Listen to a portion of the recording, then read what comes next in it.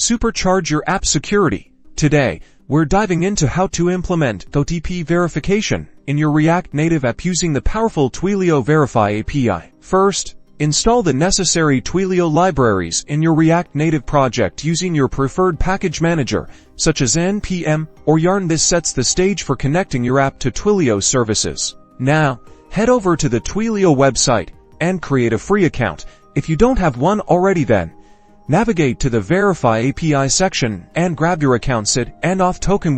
These are your keys to accessing Twilio's magic.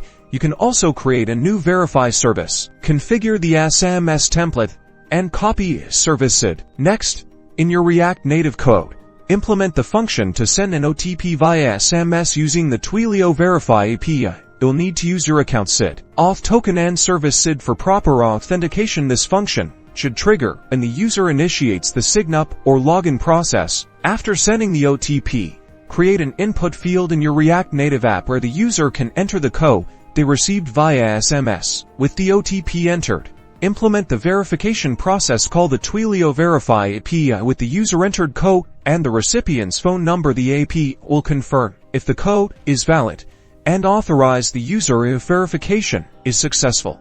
And that's it.